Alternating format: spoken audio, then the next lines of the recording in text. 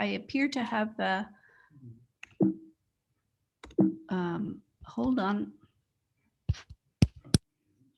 I think I might have frozen my, no.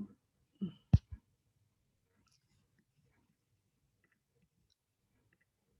we go.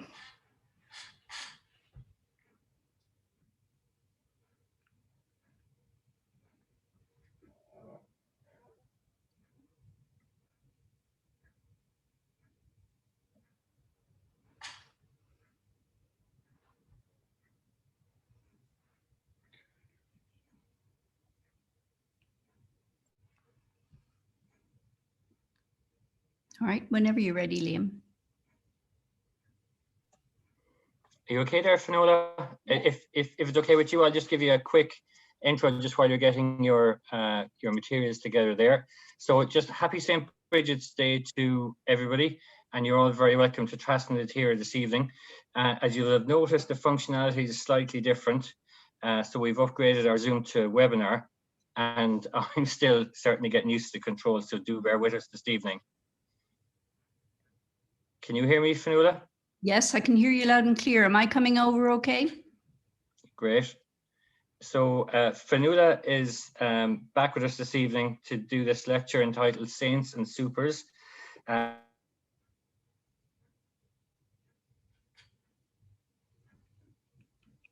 Which, although we're covering Rev William Fisher in the other parts of Ireland. So if you want to put any questions into the Q&A box, I will ask Finola at the end. So over to you. All right. Thank you very much, Liam. Thank you for the welcome, and thank you, everybody. Finola, hopefully everything's okay. Yeah. Thank you, everybody, for joining this evening, and I really appreciate it. I know that, on the other hand, I can't really say I know you have lots to do because of the times that are in it, but I still really appreciate you joining us this evening.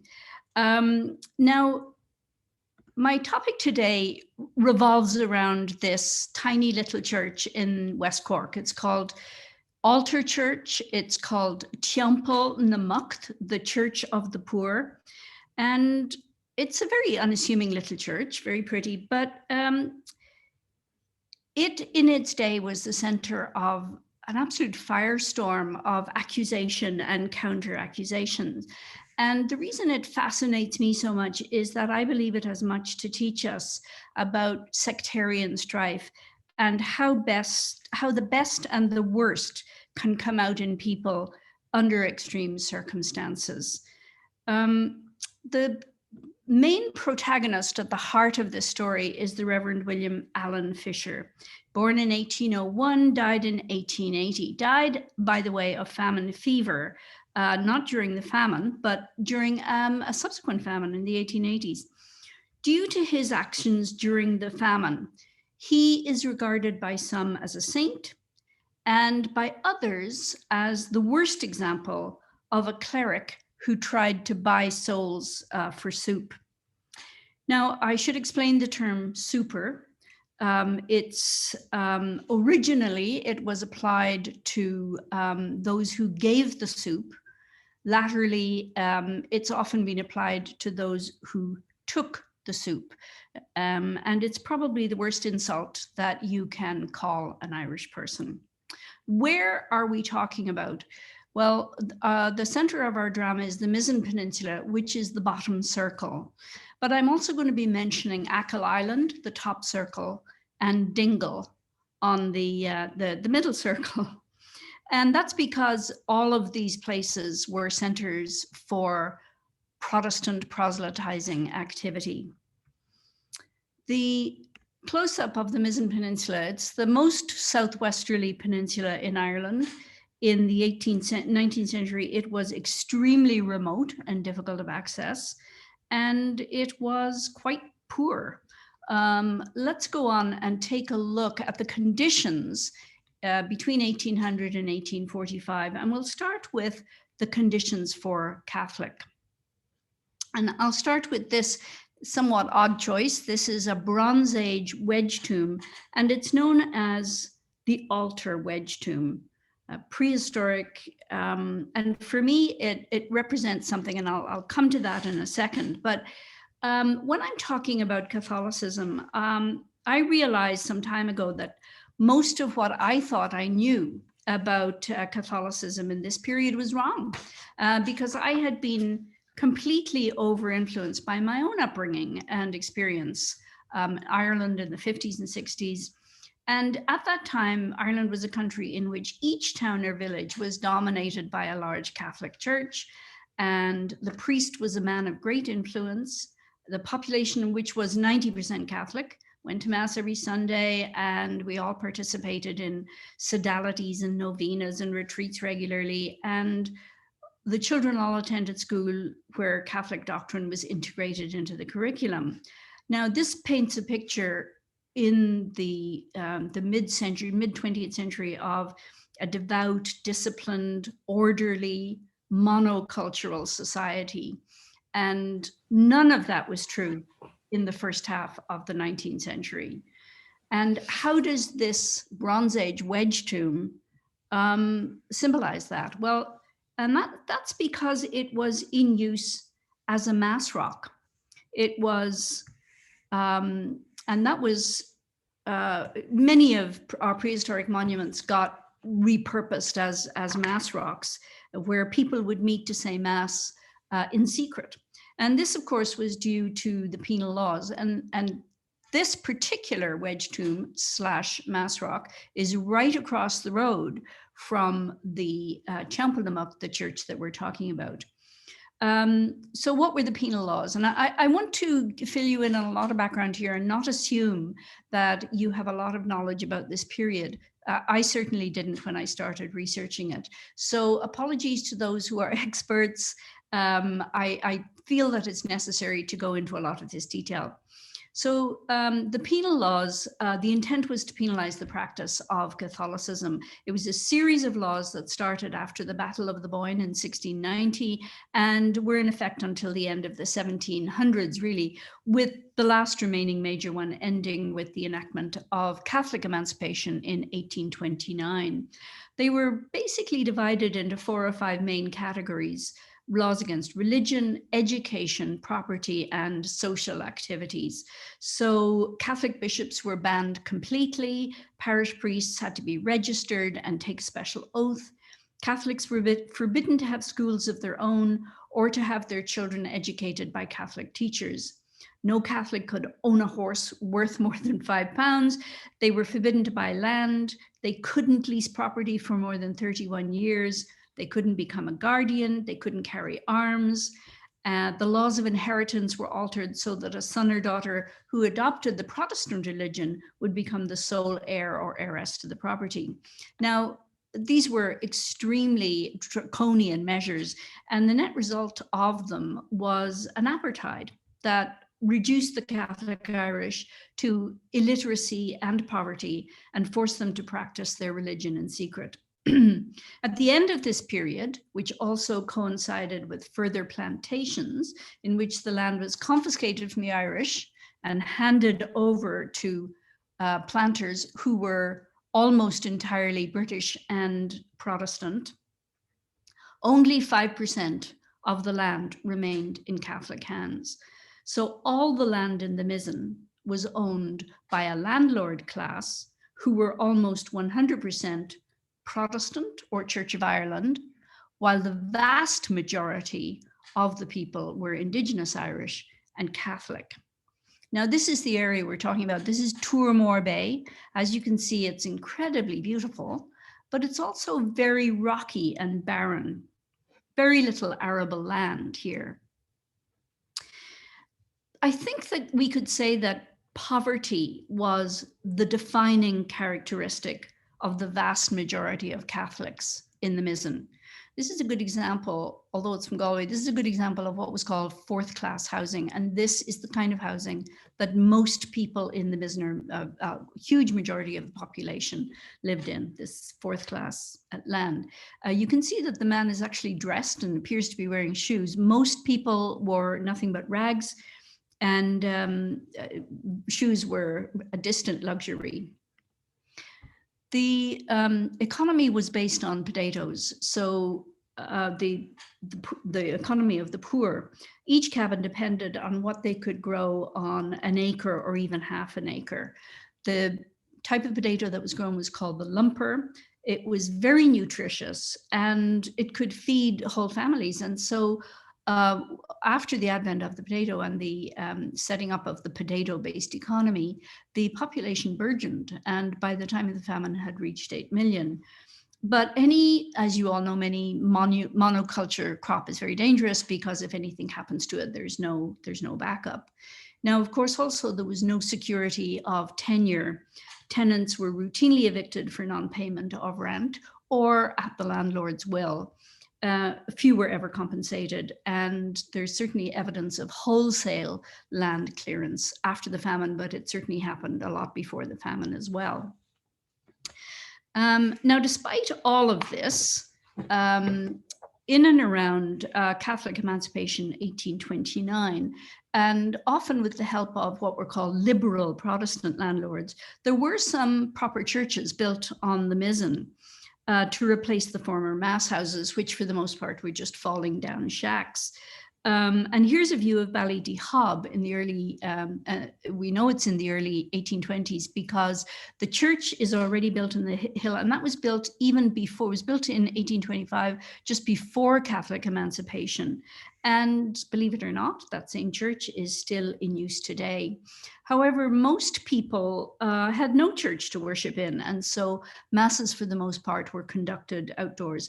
This is a photograph taken of an outdoor mass much later, but it'll show, and people are actually well dressed in this photo, but it kind of shows the kind of thing. Even if there was a church, mass attendance was really low because people didn't have enough clothes to go to mass in, or they couldn't afford the price of admission. And in those days, you had to pay a penny or maybe a farthing to get into the church. And so sometimes they turned up and stayed outside, or sometimes they just stayed away altogether. And in addition to that, there were actually very few priests anyway. During the penal laws, all of them had to be educated on the continent. Maynooth was established at the beginning of the 19th century. It took a long time for them to turn out enough priests to cover the vast population. And also, so there was a real shortage of priests, and also there were practically no resources in Irish, the language of the vast majority of the population.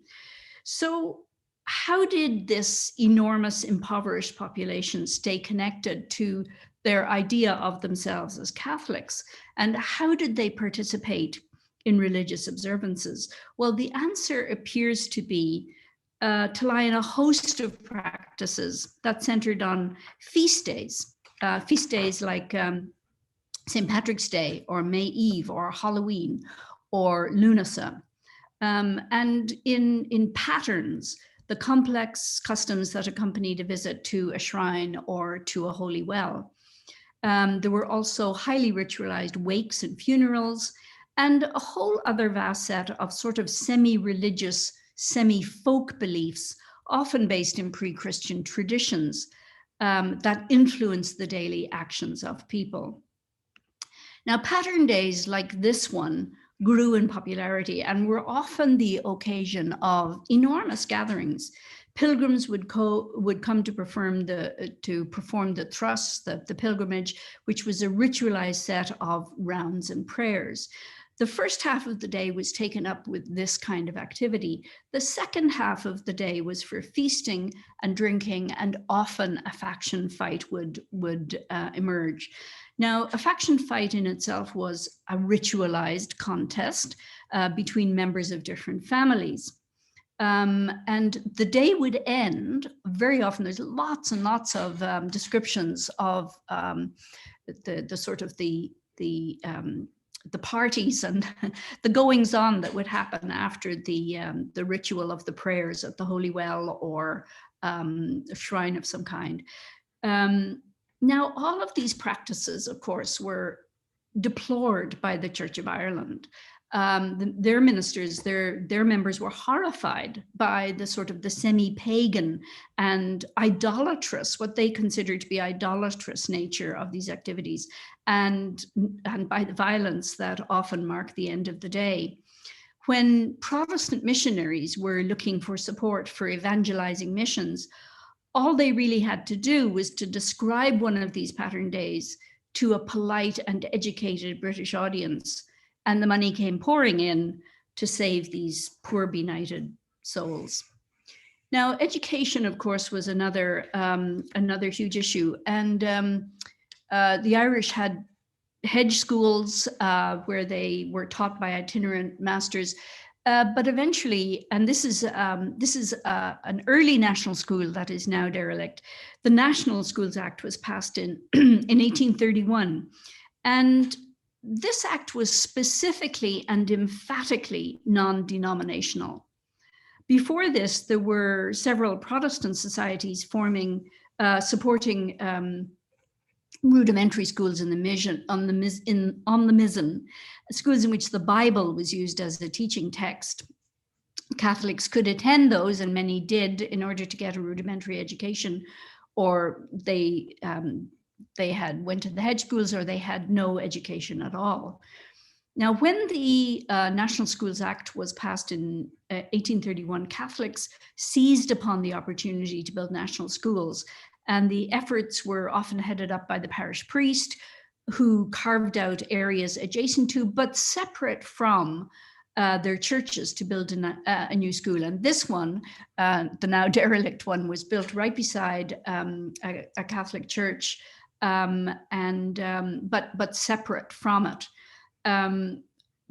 All the religious instruction, any religious instruction to take place in these schools must happen on Saturdays or after school hours.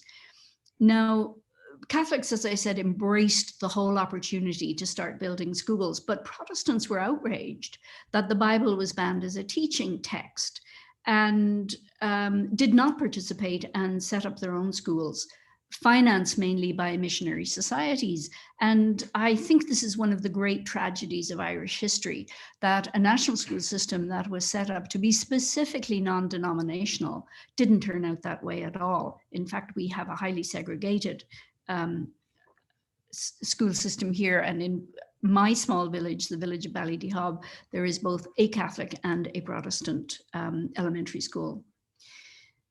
So let's talk now a little bit about the Protestants and their position. And it's very important to understand, I think, mainstream Protestantism during this era. So the Puritan period of the 1700s had given way to an era of more broad church, emphasizing latitudinarianism, which was a tolerant sort of live and let live era. However, by the 1820s, this had been replaced again by a more fundamentalist and evangelical form of Anglicanism, much like we imagine the Southern Baptist style of church in America today, emphasizing biblical literalism, providentialism, and that meant that anything bad that happened was by the will of God, and it was often a punishment for transgression, and a sort of Calvinistic belief that prosperity was associated with goodness and poverty with sinfulness. Now, I really can't overemphasize how normal this kind of attitude was in the day. That kind of fundamentalist evangelical Protestantism was very much the norm in the Church of England and the Church of Ireland. And it was combined with a horror, as I said, of what was seen as the idolatrous and primitive practices of Catholicism.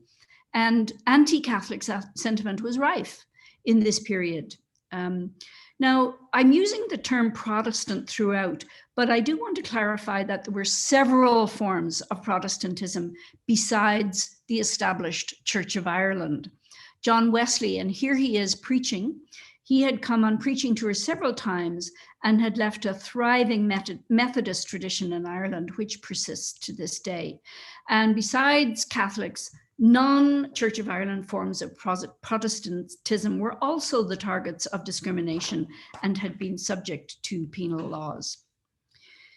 The 16th century, this is a map of the diocese of the Church of Ireland. The 16th century Act of Supremacy created the Church of Ireland, Church of England, with the monarch as its head, and it then became the government-sanctioned or established church. And that is the only one that is recognized as having authority and that is state-supported. And by extension, the established church in Ireland was called the Church of Ireland. And I know sometimes this is a bit confusing for people from outside Ireland, because knowing that it's such a heavily Catholic country, they make an initial assumption that the Church of Ireland means Catholic Church, but in fact, it means the Protestant Church.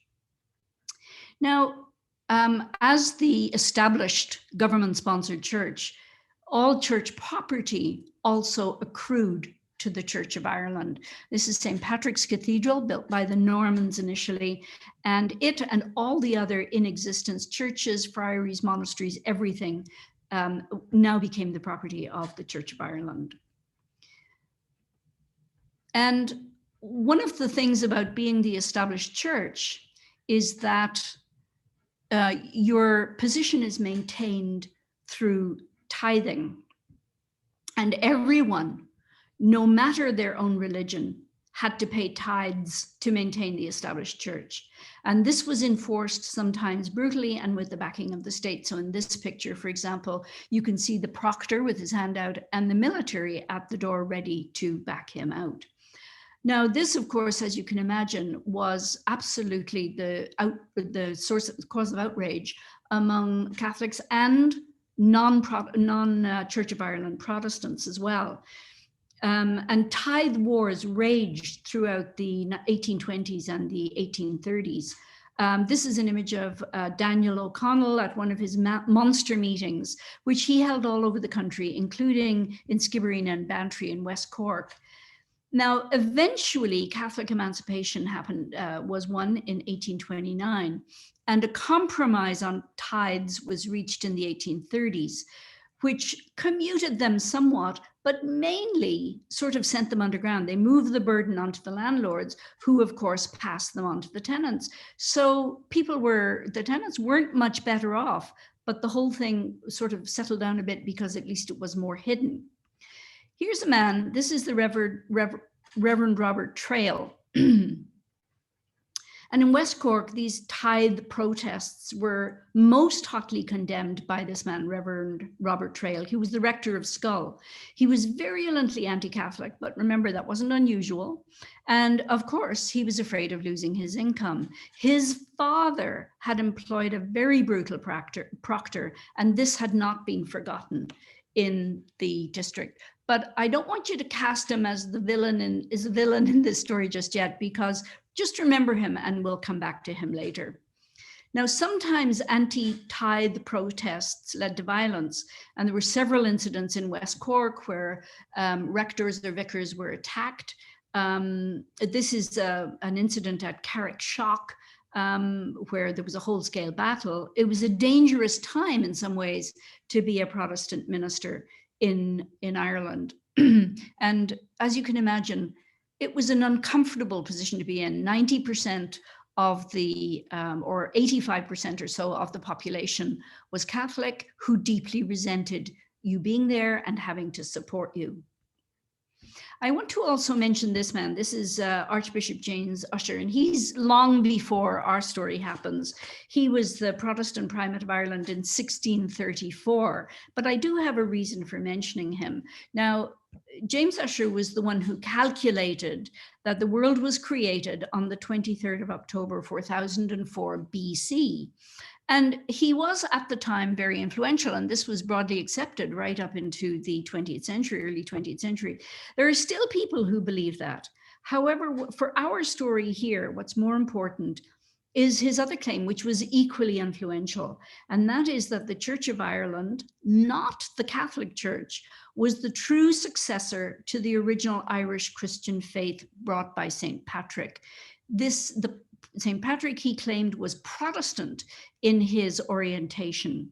And that's still the position of And he was Protestant, and what really interfered was Rome.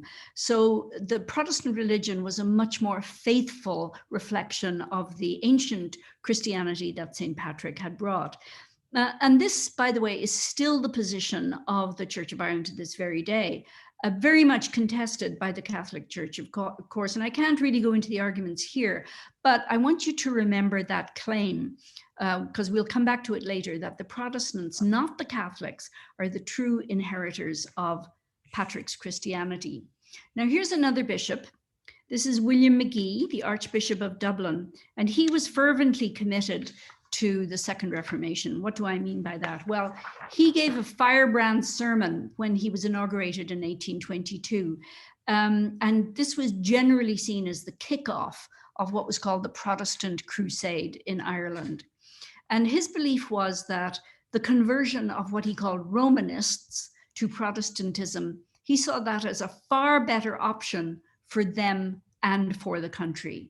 And his sermon effectively marked the end of any leftover latitudinarian attitudes in Ireland and heralded the arrival of a new era for the Church of Ireland, in which educational, evangelical, and proselytizing activities were seen as absolutely essential.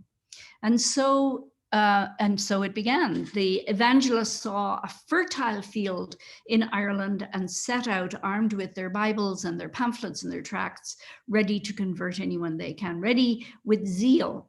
Why go to Africa, they thought, when there was this ripe field for conversion right next door in Ireland. Now, I want to quote from two authorities on this period. One is Irene Whelan, and here's the quote. She said, "The vast institutional and ideological machinery that lay behind the drive to make Ireland a Protestant country included not only a massive system of private philanthropy, but more importantly, a fully developed political doctrine rooted in the belief that the source of Ireland's social and political problems was the Catholic religion, and that the country would never be prosperous and developed until Catholicism and all its influences were eradicated." I find that very interesting statement because it's talking about the early part of the 19th century, but I think there are probably lots of people in Ireland who still feel that way.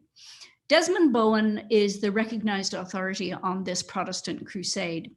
And he says, and this is my quote from him, "Although their first desire was the purely religious one of freeing Catholics from the bondage of their sin by bringing them the blessings of biblical Christianity, they," meaning the evangelists, "they soon found it advantageous to combine their religious crusading with English cultural imperialism. How could the Irish peasantry read the Bible unless they attended schools? And how could they attend evangelical schools and not be culturally influenced by the alien but superior way of life they found there? Proselytizing sought to bring them the twofold blessing of a reformed faith and British civilization." Now, the most sort of visible or maybe extreme form of this effort at proselytizing was the establishment of colonies, Protestant colonies. And this is the one in Achill, very well known and well worth a talk on its own. Liam, you might want to take note of that. And this is Edmund Nangle, the administrator of this colony. It was sort of like a model village, showing the benefits of a sober, hardworking Protestant way of life. And it was very controversial from the start. Another one was established in Dingle by Charles Gayer, and this is actually his sketch of the mission. And it shows the mission boat going to the Blaskets.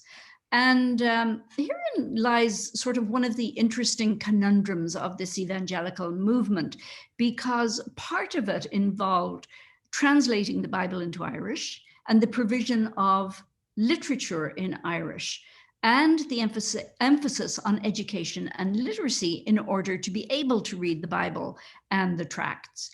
Now, there are scholars, in fact, who insist that the wonderful flowering of Irish writing on the Blaskets owed much to the Bible texts and stories brought by these missionaries. And if you can make it out, At the very bottom, it says the missionary boat Crusader for the Blasket Islands. Now, many, many missionary societies were founded to support the work of evangelizing the Irish, and several of them focused on education, on building and provisional schools, including this one, very charmingly named the Association for Discountenancing Vice and Promoting the Practice of Religion and Virtue. And here is one of their schools. It's now a private residence. It's in Durras, and the right-hand part of the building was originally the school, founded and supported with the support of this discountenancing vice organization. But there were many, many, many such schools, and they were all over the place, and there were certainly many of them around the Mizen Peninsula. Now, let's move on to talk about the actual famine, the famine itself. And I just want to say a quick word about vocabulary here. Again, there are many who object to the word famine, and they prefer the term Great Hunger, a term I appreciate very much. I'm using the word famine because it's the word used in much of the literature of the time and subsequently, but also because some people feel the term should only be used when there's a complete failure of the food system, an absence of food. And that is the case on the Mizen during this time. We can genuinely refer to the Mizen as a place that suffered from famine. Now, this is Lillian Lucy Davidson's deeply moving painting. The potato crop first failed in 1845. Although there was suffering in the winter of 1845-46, most people did manage to get through that winter. However, the crop failed again in the summer of 1846, and then that winter, 46 to 47, spelled the beginning of widespread distress. People did starve to death, but most died of famine fever, various kinds of famine fevers, and cholera and diphtheria, and illnesses brought on by lack of nutrition and by unsanitary conditions. And the Mizen, in which the vast majority of people were already living on the knife edge of existence, was very badly affected.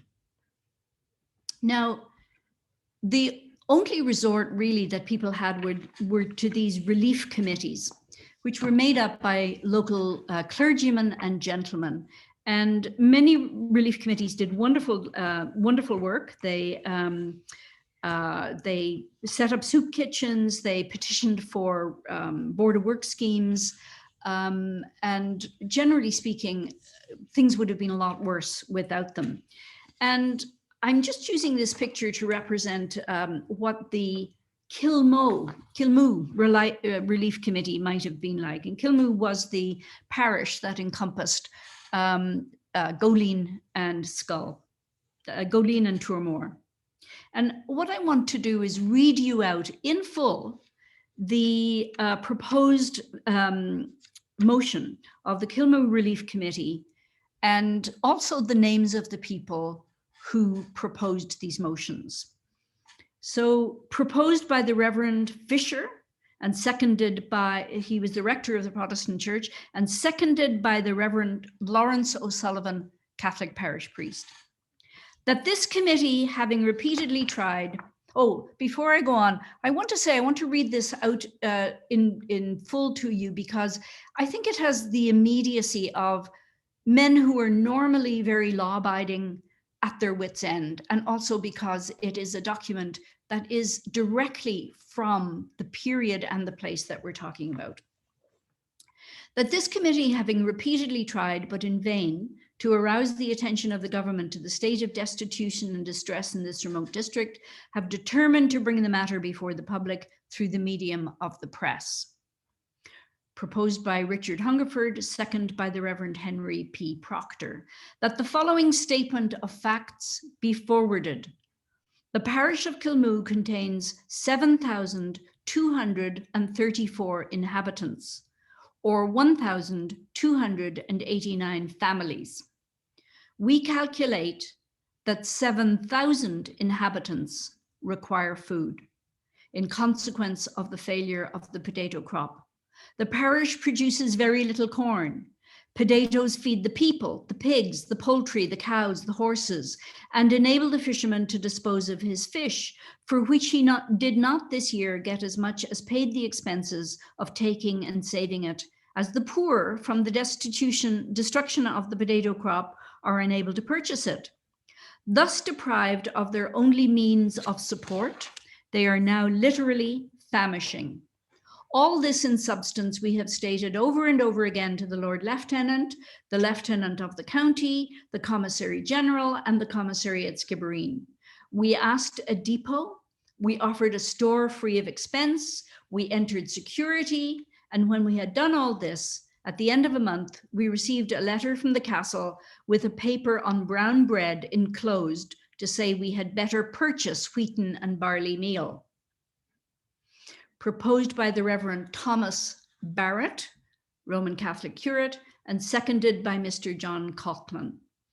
That this committee feel quite unable to meet the views of the government.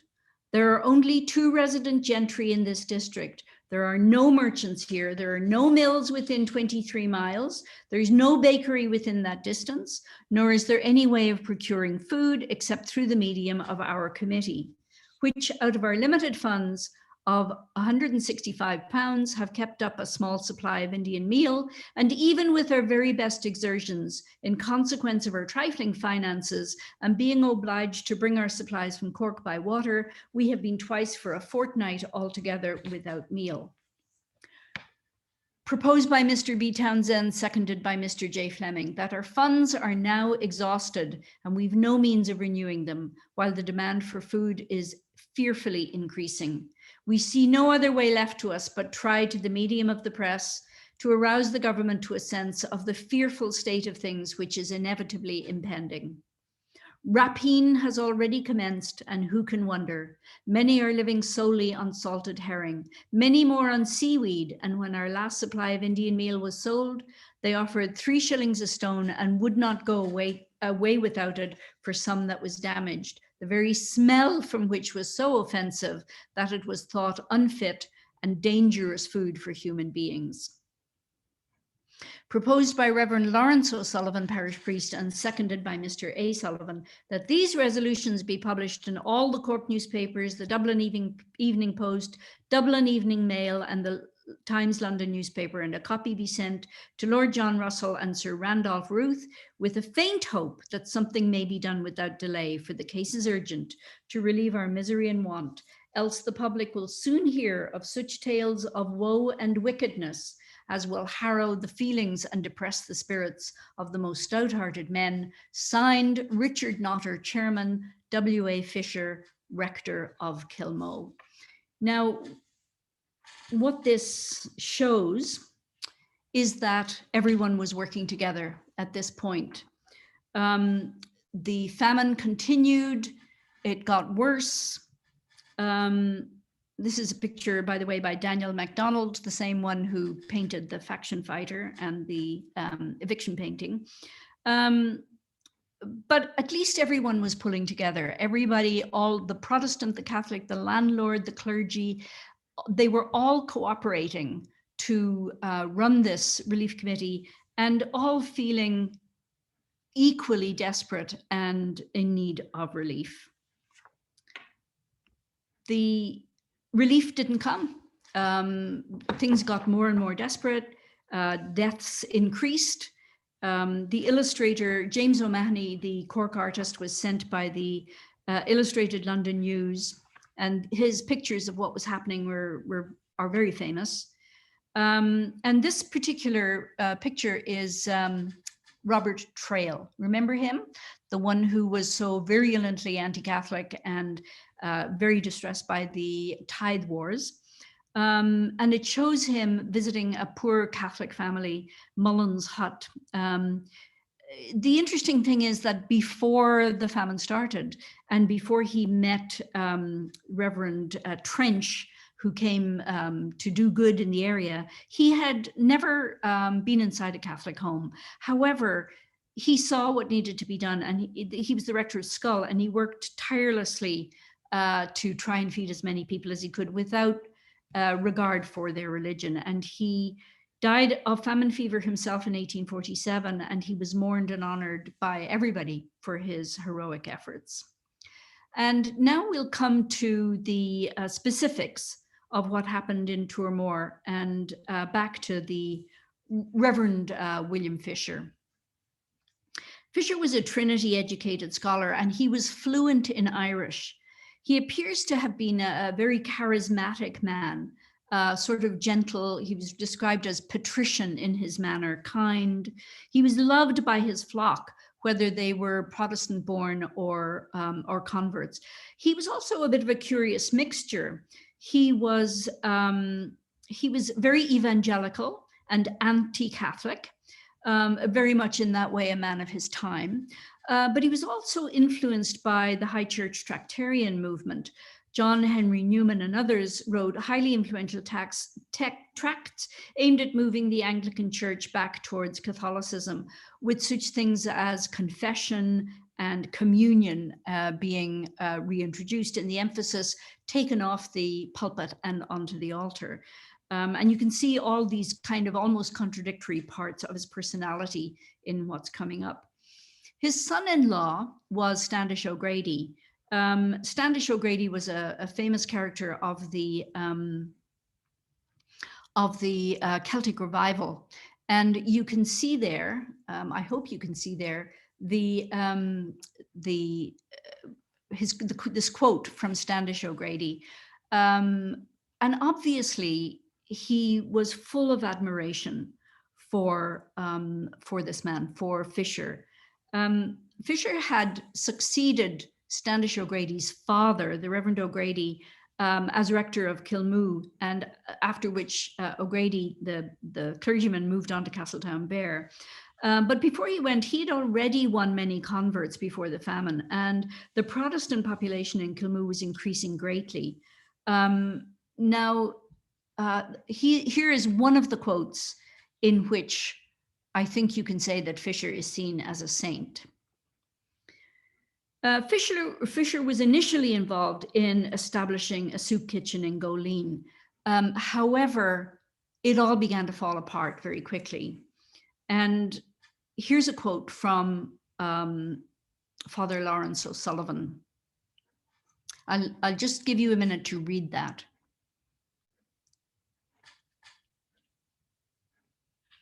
I'm sorry, the quote is by a man called Mr. Bishop to Sir Randolph Ruth, who's the commissary.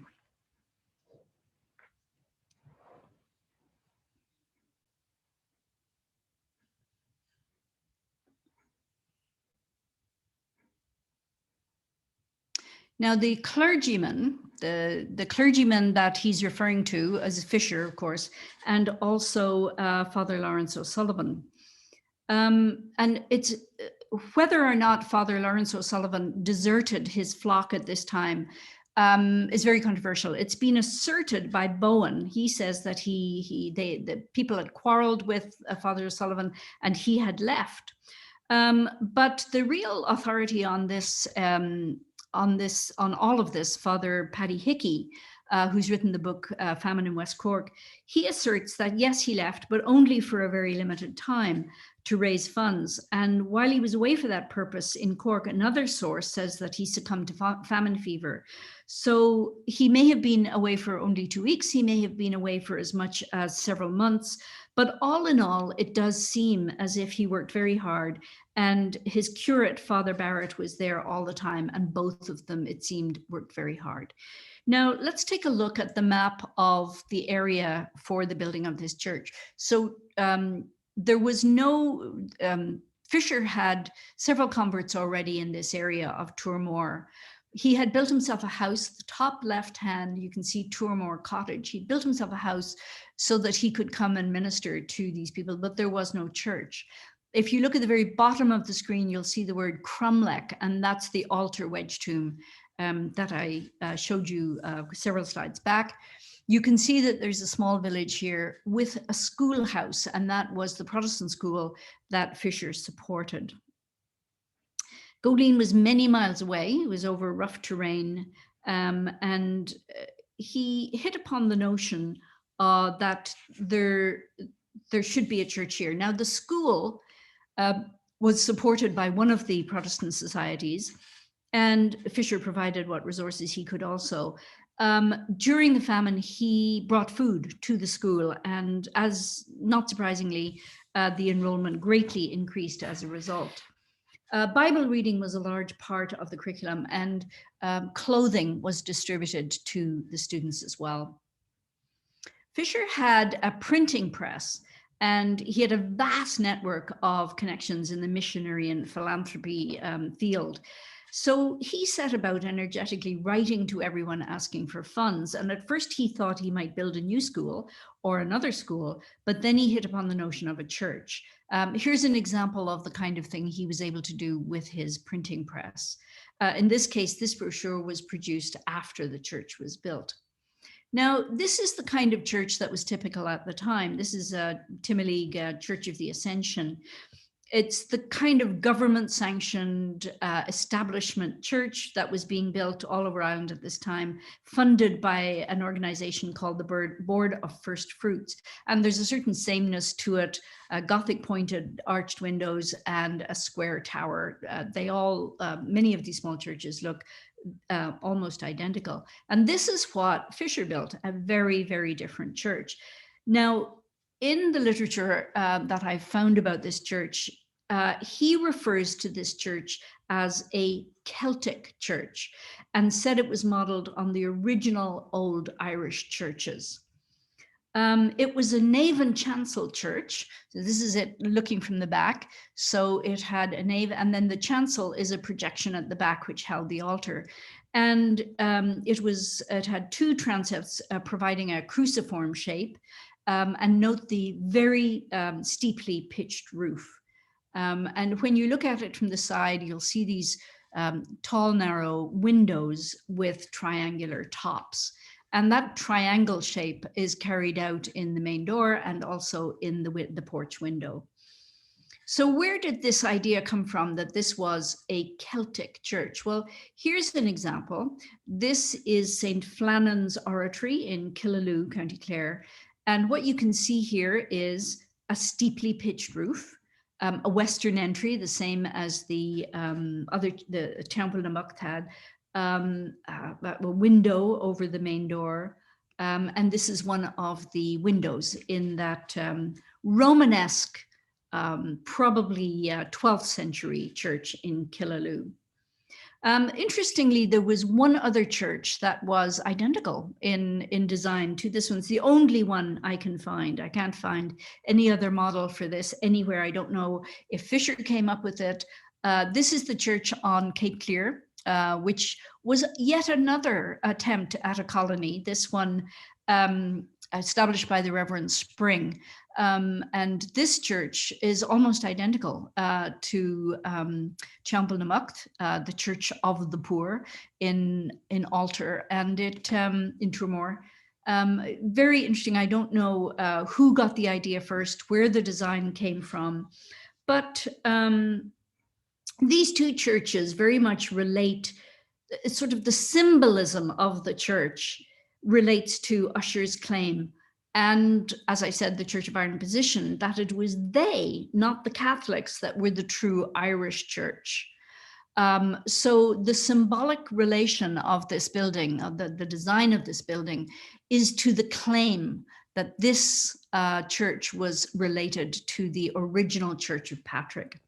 And interestingly, during the heyday of Catholic church building, which came much later, the neo-Romanesque style became very popular for the exact same reason. Now, inside the church was, as I said, a nave and chancel church, like Romanesque churches, but this also shows the Tractarian influence.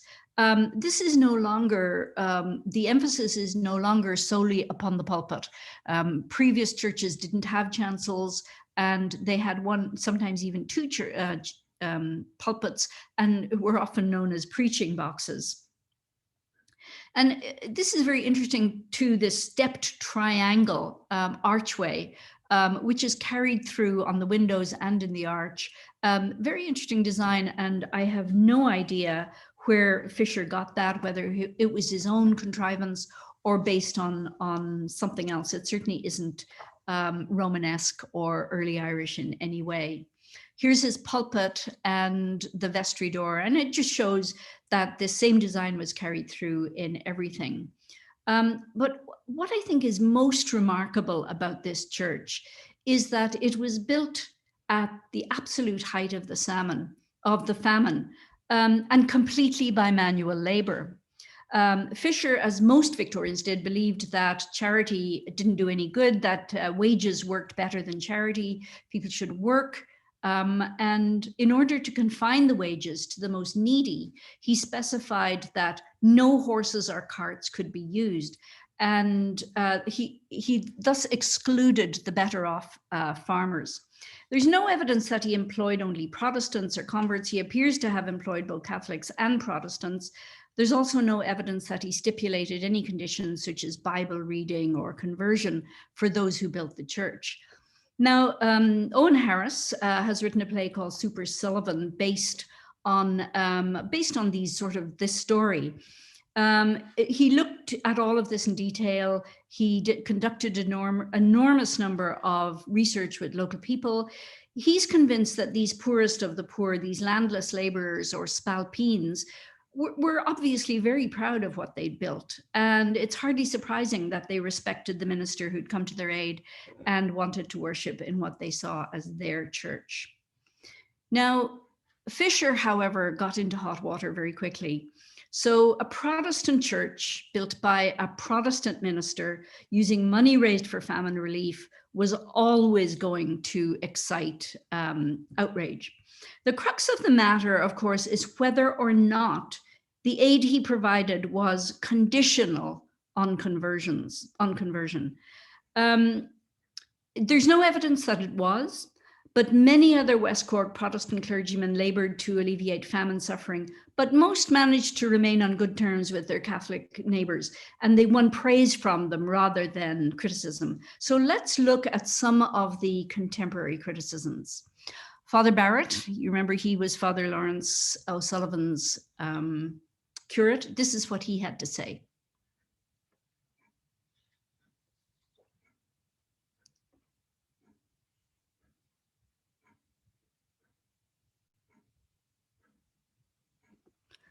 Father Lawrence O'Sullivan, this is what he had to say.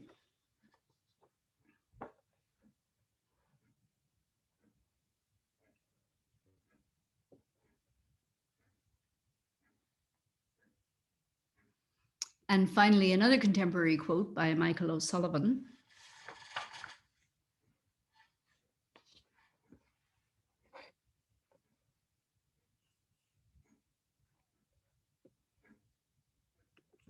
Now, by this point in the famine, there was widespread panic among the Catholic hierarchy about the inroads that the evangelicals had been managing to make in the poorest parts of rural Ireland. The Achill colony had come in for particular harassment. This is the Bishop of Cork, John Murphy. He came from the wealthiest Catholic family in Cork. They were the owners and founders of Murphy's Distillery and later Murphy's Brewery. They were really merchant princes who traded across the world. He had been educated in Paris and Rome, and he was a considerable scholar. He sent for his nephew, John James Murphy, and Father John James Murphy, and he tasked him with going to the Mizen to sort out the state of affairs there. So here's John James Murphy. He's described as tall, dressed always head to toe in black, and riding a spectacular black charger.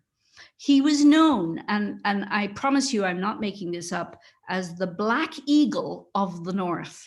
Now, where on earth did he get that name?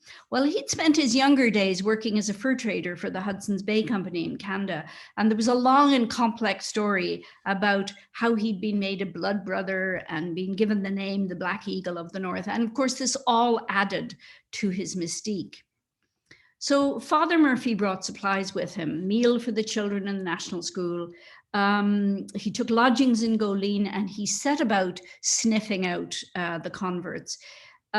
He mounted the wall outside Teampall mBocht on a Sunday and proceeded to give fiery sermons, exhorting them to return to their true faith and insisting that they recant at Fisher's Gate.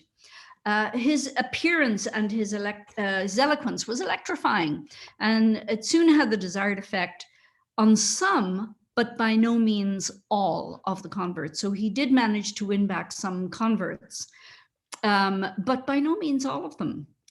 The Diocese of Cork, the Catholic Diocese of Cork, now began to pay some serious attention to their far-flung parishes in the Mizen. And the first to arrive, and this is, by the way, a picture of Vincent de Paul, St. Vincent de Paul. The first to arrive was a group of Vincentian priests, and they specialized in what were, when I was growing up, they were always called missions. They were week-long marathons of preaching and vigils and prayer, intended to bolster the faith or to put the fear of God into the congregation. And they were followed by organizers for the Society of St. Vincent de Paul, who set up chapters in all the towns. They were, and they still are, famously good at organizing charity and relief. So here was then the counter-accusation. So the Protestant ministers, in a published statement, accused John Murphy and the Vincentians of failing to come during the horrors of famine and arriving only now in the harvest to propagate Romanism. So the question is, were the Catholics in their turn more motivated by the need to win back souls, by the need to nourish bodies? Now, there's no doubt that local priests gave their all to do what they could, and many worked in harmony with their Protestant counterparts. But this is a very telling accusation. The Murphys were an extremely wealthy family by the standards of the time, and yet Father Matthew had excoriated Bishop John's brother, the father of the Black Eagle, for exporting grain while people were starving. I suppose you wouldn't really, though, expect the apostle of temperance to be a fan of distillers. But by 1851, there was an enormous brand new church in Goleen, and that's an extraordinary effort so soon after the devastation of the famine. This church occupies a prominent place in the town, as so many triumphalist churches from this period do, and it's still a busy church, probably not as busy as time goes by and the Catholic Church continues to lose its tight grip on the Irish population, but it's certainly very busy compared to Fisher's church. This is the other church in Goleen. It's Fisher's Church of Ireland church, and for want of a congregation, it's been sold off and is now in use for making sales. This is Archbishop MacHale of Tuam. The Achill colony, like Fisher, had in the end saved most of the population of Achill. They fed everybody in the end, Catholic, Protestant, convert or no, and saved the vast majority of the people in Achill from starvation. And rather than being grateful, MacHale thundered from the pulpit, and I want to quote you his directive, because this is similar to what Father Murphy would have been exhorting in the Mizen. Here's a direct quote from him. "Have nothing to do with these heretics. Curse them, hoot at them, spit them in their faces.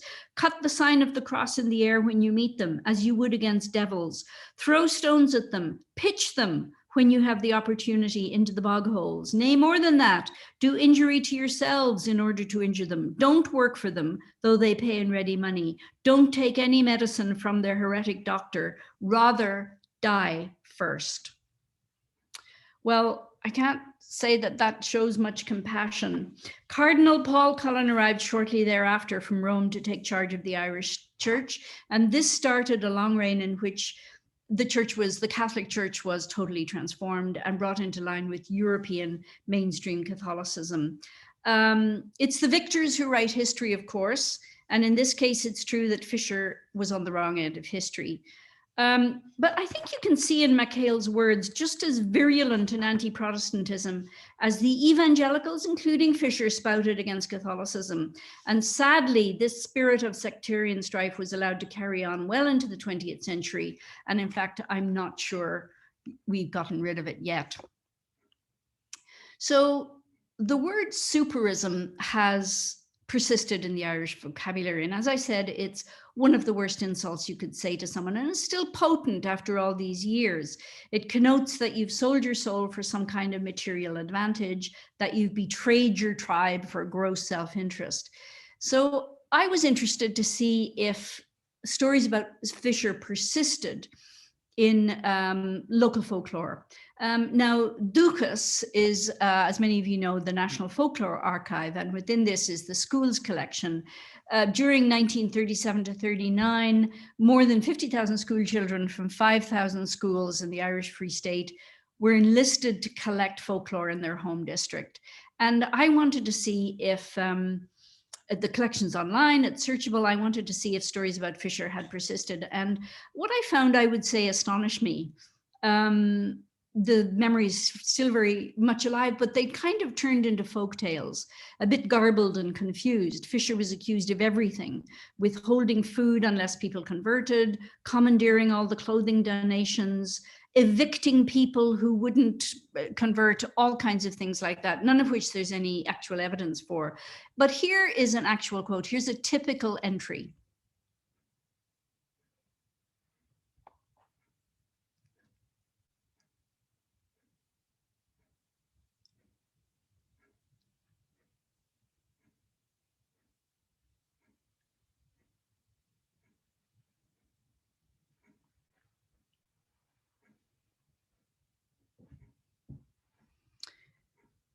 Now those last two sentences are very stark, aren't they?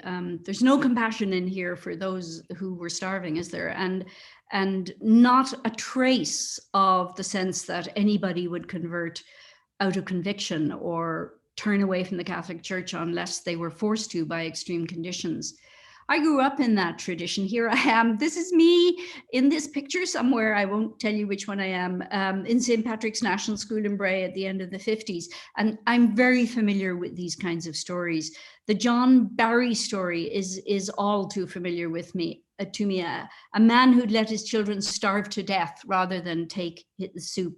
And even though he was supposedly being held up as a hero, I remember being horrified that even then, as a child, that any man would do that to his children. Although, of course, that wasn't the intent of the story, but that's what I heard. Here's another one of the schools represented in the Fisher stories, Glown School, now long deserted. And this is perhaps the story that affected me most.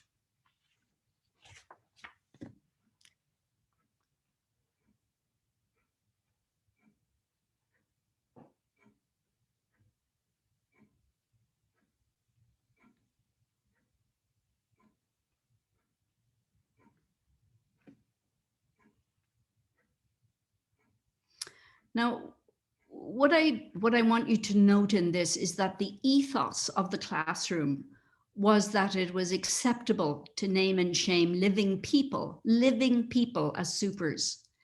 And I think this piece, more than any other, is illustrative both of the long memory of these events and of the classroom ethos of devout Catholicism in which this child writes. An atmosphere in which it had been normalized to name and shame the supers and their descendants several generations on. Now, in my mind, to me, this is divisive sectarianism at its most abhorrent. And I think it's just as important to understand this when you read the schools collection as it is to chuckle about the funny story about the man who tried to walk on water.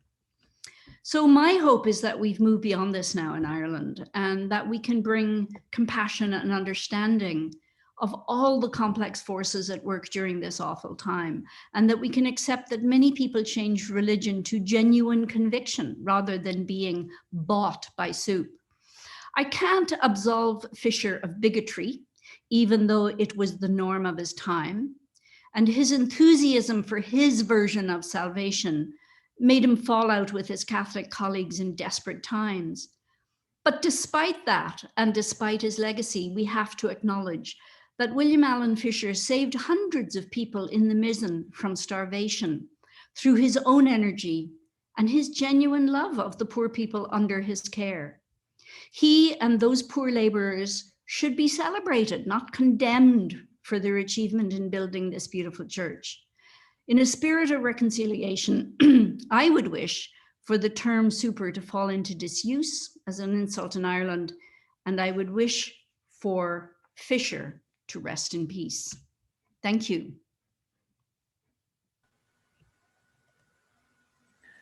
Thank you so much, Finola. That was a fascinating lecture.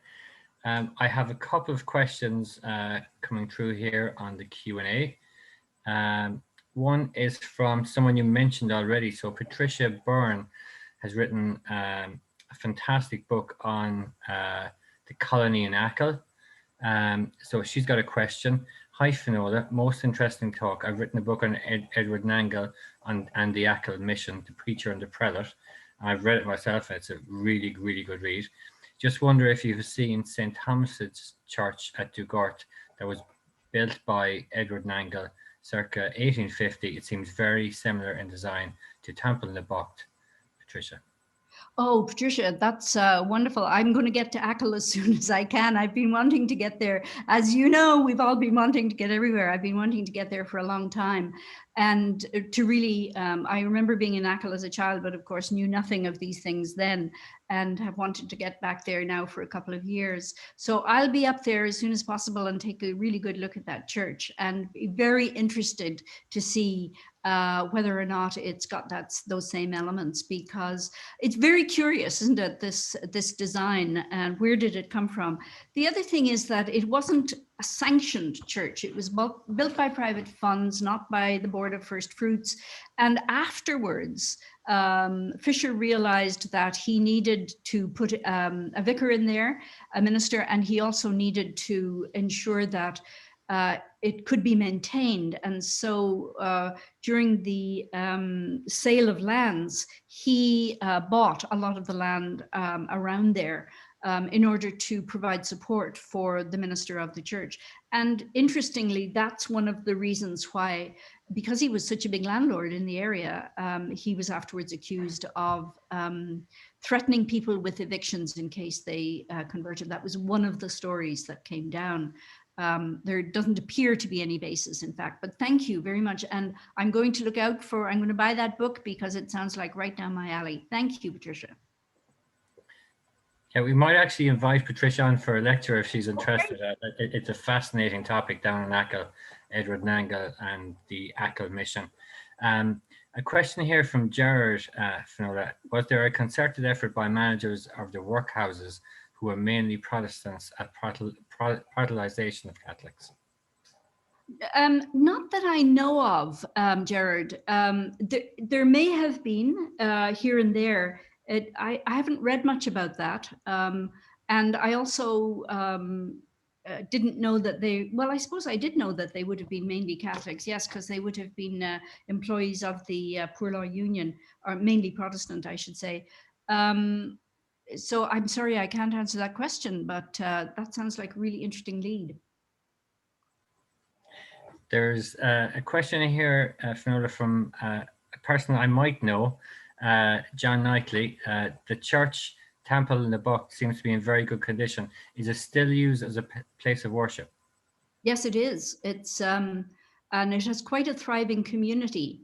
There still occasionally, when Owen Harris did his interviews, people told him that their church meant a lot to them, and that they were still being insulted frequently by their Catholic neighbors. One woman told a very moving story about being stoned and name called on her way to school. And however, it's a particularly interesting church for not just for the reason that of the story that I've told, but also because it has a very committed, small but very committed congregation. And one of the things they have done is let the churchyard, which is also a graveyard, let all kinds of wildflowers flourish. So it's a wonderful place to visit in the spring and summer. And they have very rare wildflowers there, lots of orchids. I was tempted to throw in some of those pictures, Liam, but I'm already over time, including the bee orchid, which, as some of you may know, is a very rare, very beautiful flower. So it's a great place to visit. So if ever you're down in West Cork, do stop by and go to the Altar Wedge Tomb, and then across the road to Teampall mBocht. And thanks so much, Finola, for another fantastic lecture. I think we've got Robert back in a few weeks' time. So that was fantastic. That was really, really informative. And you answered all of the questions really during the lecture. So on Wednesday, we've got The 9 Years' War, 1959 to 1603 by James O'Neill. Thanks so much, Finola, for a fantastic lecture. It's brilliant to see the attendance so high again, given we've changed from the meetings format to the webinar format. Great to see that people have joined the new lecture. Finola, have a great evening, and thank you so much for joining us. And no doubt we'll have you back again soon. Thank you so much. Thank you, everybody.